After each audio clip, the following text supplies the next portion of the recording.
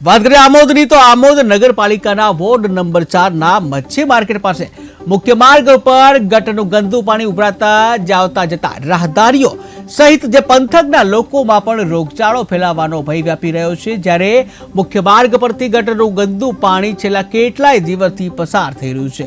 પોતે પણ નગરપાલિકાના પ્રમુખના વોર્ડ વિસ્તાર હોય અને અહીંયાથી જ પસાર થતા હોય છે, ત્યારે પરંતુ પ્રજાની જે પડતી હાલાકીને લઈને નજરઅંદાજ કરવાનો આ કિમિયો આવનારી ચૂંટણીમાં લોકો વિરુદ્ધમાં મતદાન કરી જવાબ આપશે તેવી ચર્ચાએ પંથકમાં ભારે જોર પકડ્યું છે।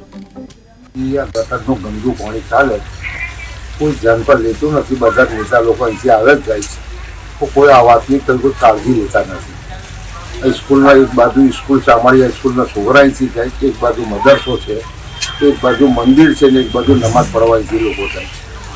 આવા હારા પ્રસંગો હોય લોકો અહીંથી જાય છે। મેન રસ્તો કહેવાય આમોદમાં।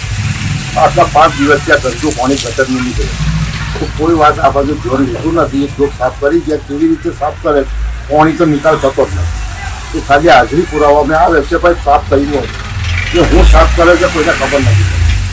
એટલે આટલી મહેરબાની